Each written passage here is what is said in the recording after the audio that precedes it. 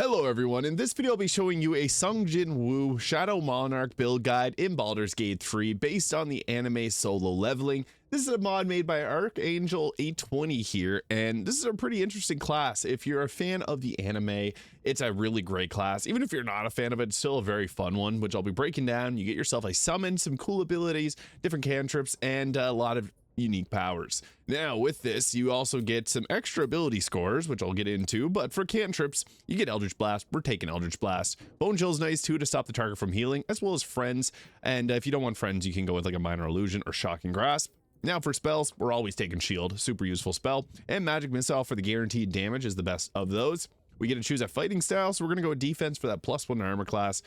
You can go with the other ones, but defense is just going to be the best choice. And for our ability scores, this sets our minimum strength at 12. Our dexterity is going to be capped out at 18 here, 16 constitution, 10 intelligence and wisdom, and 16 charisma, which is our spell casting modifier. For skill proficiencies, always take persuasion, and you can go with like deception as well if you wanted to. These are going to be dialogue based ones, so they're going to be some of the most impactful, so we'll go with that.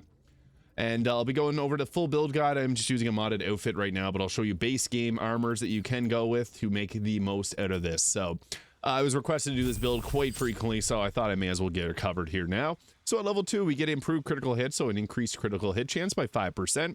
We also get ourselves the Rush, which immediately gains an extra action uses turn, basically action surge. And we get Quicksilver, which is like Misty Step. And we also get to take 2 more spells here at this level, so we're going to go with our very powerful Long Strider. And you can also go with like Burning Hands if you want something a little bit damage focused.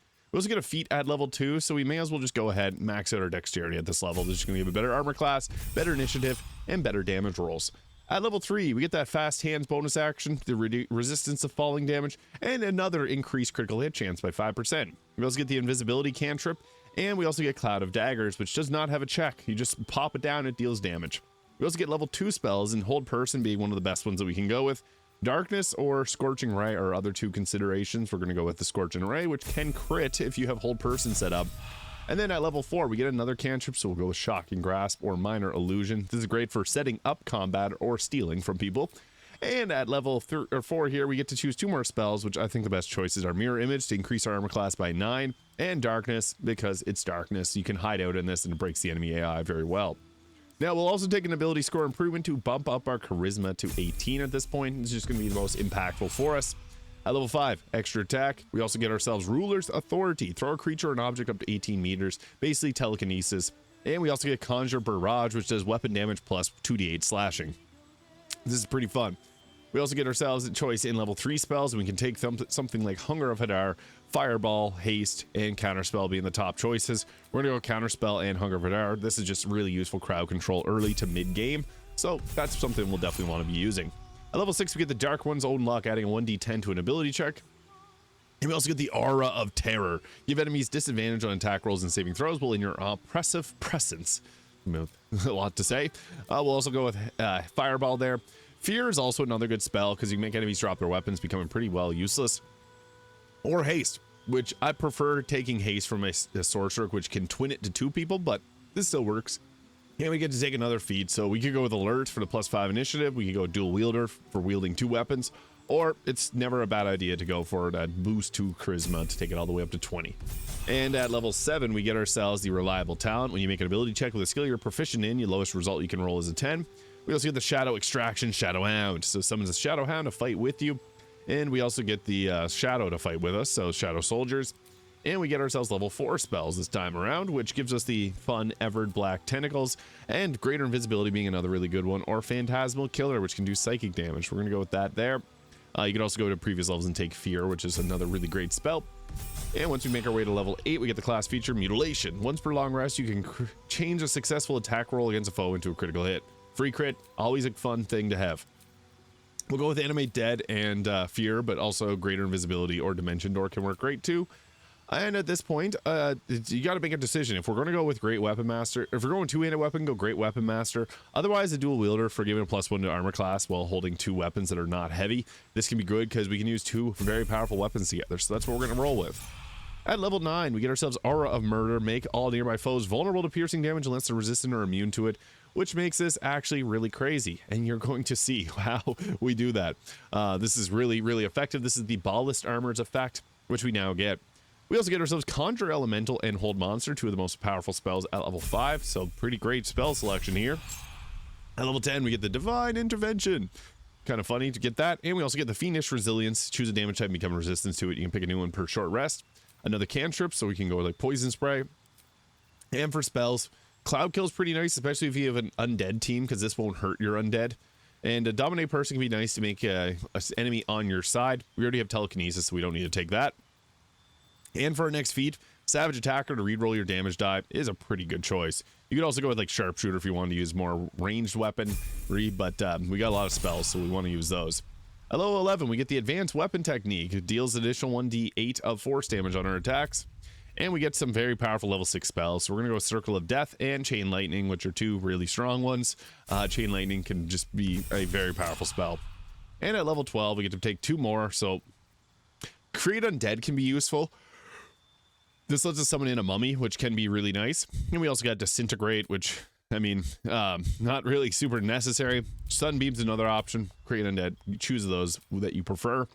And for the final feat, we can go with Alert feat.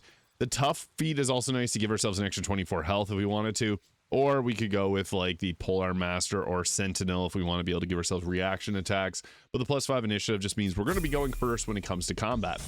Now, this is actually a pretty strong one because we get ourselves 2 level 6 spells. So that is obviously very strong in and itself. And we also get that Aura of Murder, so we can apply this to ourselves. And then we have nearby hostile creatures become vulnerable to piercing damage. So you can't see it on our enemies or our targets right now because they're not technically enemies. But I'll show you what this all ends up looking like in terms of armor. So in terms of gear, we're going to go with the Mask of Soul Perception, although early game you can get the Helmet of Arcane Acuity, and this can literally last you the whole game, because when we do weapon attacks, we increase our spell save DC and spell attack rolls, so that's really good for a class like this, which excels in both of those.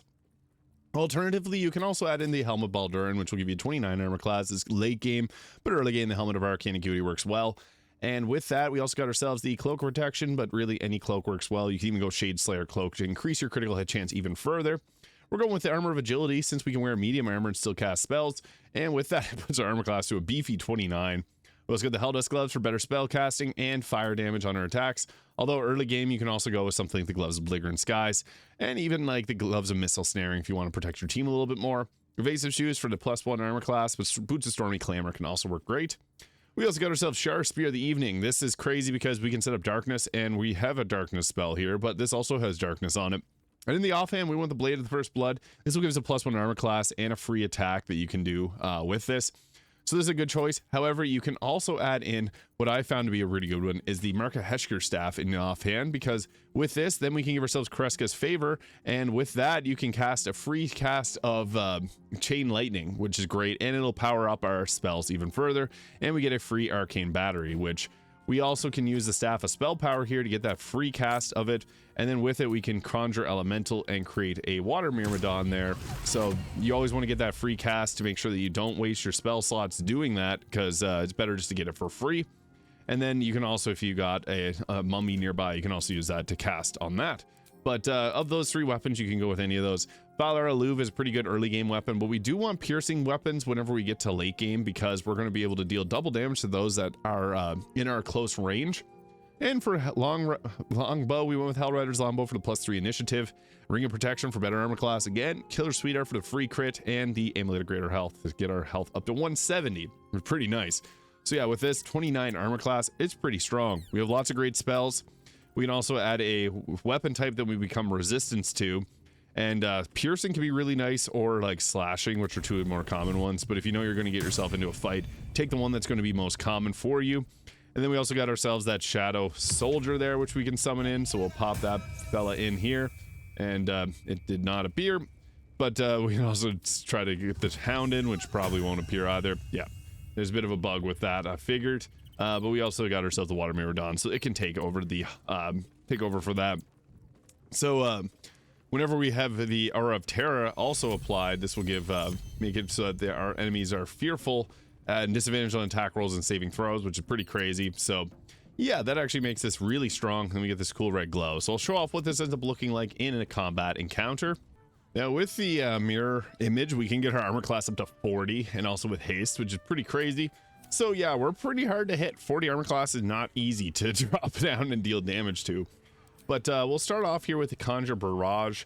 Now you got the ranged or melee weapon damage depending on what you want to roll with. We're just going to go with this here because it's going to hit the maximum amount of targets. So we'll just roll with this. I might actually move up a little bit first, and then we'll drop down that that barrage, which is pretty strong for when you get it. I guess we'll go more this way, trying to hit as many targets as possible whenever you drop these attacks. And there we go. That's perfect. We'll go with our Conjure Barrage. Boom. Get right into a fight. And now we can do some spell casting or our crowd control with Hunger of Hadar. So we'll drop this down right here, and we got counterspelled. Of course we did. We took that target out. But what's also nice is we can use our action surge to be able to get another fight. And this is per battle, so you can use it quite frequently. And now we'll guarantee ourselves to drop Hunger of Hadar. So boom. This creates difficult terrain for us, which is amazing. And we get another bonus. We get 2 bonus actions. So we can go with our offhand attack on this target here. So we got advantage now because they're blinded. Boom, that took them out. And we could go do another offhand attack. We could do our lifted abilities if we wanted to. We get a free Quicksilver, which is teleport. So we can also teleport away. We'll just go in, apply that Aura of Murder, and get ourselves another attack off. That's pretty crazy, the amount of damage that we can do.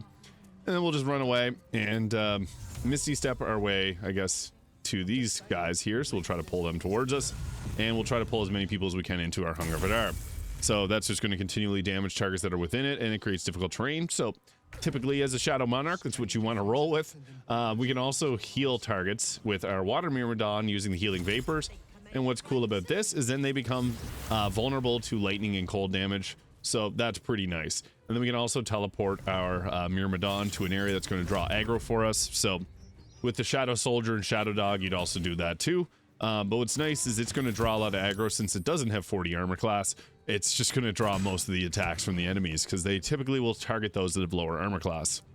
So unfortunately, I got commanded, so I end up losing my Hunger of Hadar there. But that's no worry because we can just go ahead and wipe the floor with them anyway. So we got ourselves Chain Lightning and all the other fun spells. We can roll with something like even a Sunbeam here, which will hit a lot of targets, as you can see here. I'm not sure why it's being blocked like that, but we should be able to hit multiple targets with this, which can be a really effective spell. So I guess we'll try and use the Sunbeam if we can. It's not hitting multiple targets, so Fireball even works. Scorching Ray. We got lots of spells. Even like a Conjure Barrage can work pretty well. Or we can also Misty Step our way away, which is also a very valid option to go with because it doesn't even take up a bonus action or anything. So once we're away from the targets, then we can drop down like a Circle of Death or something like that. Probably going to be one of the most effective spells. So we can also just Misty Step again if you wanted to get to a better positioning, and then drop our Circle of Death. So this should hit the most amount of targets. We'll drop that. Sorry to our Water Myrmidon there. That's fine. And I guess we could just drop another one or a Chain Lightning. Circle of Death probably going to be the most effective spell to drop. This should hopefully wipe out the rest of them. Yep, and it did. That's exactly what we wanted to have happen. And they used up both of our actions for the turn, so that is okay. And then we can literally just go ahead and use any of the bonus action abilities we got. So we could use our Mind Blast if we wanted to, but we also got this offhand attack that will do a lot of damage because of the, since we can set up that vulnerability to piercing damage. So this target didn't actually take that much damage. We'll try them again with another offhand, and there it is. That's exactly what we wanted to have happen. And then we can use our Misty Step to move away again. So a lot of mobility here. You pretty much have unlimited mobility because this does not have a cost to use it. And then we have our Myrmidon here, which will hold it down for us with this final enemy. So we can run it up over here. Try the High Mile Strike and not enough movement. That's okay. They're on fire because we have the Unstable Blood there. And Command Grovel. Oh no, that's not good.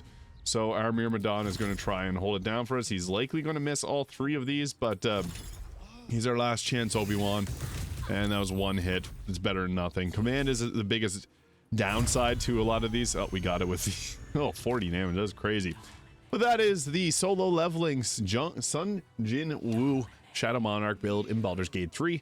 This is highly requested, so let me know if you want to see any others. And thank you so much for watching. Hit the subscribe button below if you haven't already, and I'll see you all in the next video.